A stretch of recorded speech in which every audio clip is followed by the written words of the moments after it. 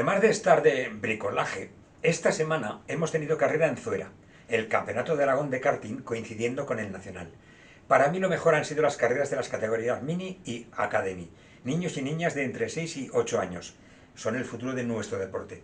Puedes ver el vídeo completo en la sección Lo Último.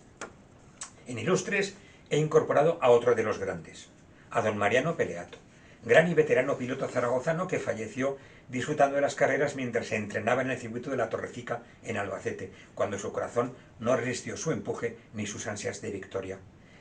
Sigo recibiendo propuestas para otros merecedores de este título, pero ya los iré incorporando.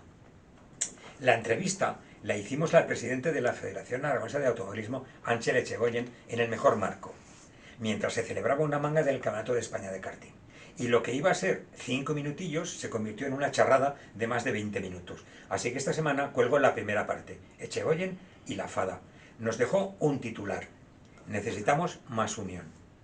Gracias a Nacho Lafuente nos llega la documentación completa del primer criterio en Rioja y de otras muchas carreras de la década de los 70.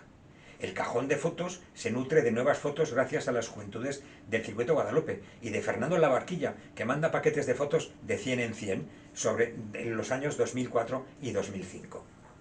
En la sección película Racing, Rush nos lleva a 1976, narrando la rivalidad que hubo entre James Hunt y Niki Lauda y dirigida por el oscarizado Ron Howard. Desde la grada, mientras llega alguna reflexión tuya, me he dejado llevar por la nostalgia y he recordado al San Siro. En lo próximo viene lo que el próximo fin de semana nos llega Pinseque, con el cuarto tramo de tierra de Pinseque que organiza el Automóvil Club Zaragoza y 4x4 Survival. Recordad, es ya el próximo fin de. Y recuerda que si no quieres emplear el mail, tienes en la web el número de teléfono para enviar lo que quieras por WhatsApp. Nos vemos en Pinseque, si no nos vemos antes por la calle. La próxima semana no me verás por aquí, lo siento. Estaré de viaje de bodas, de la mía. Un abrazo.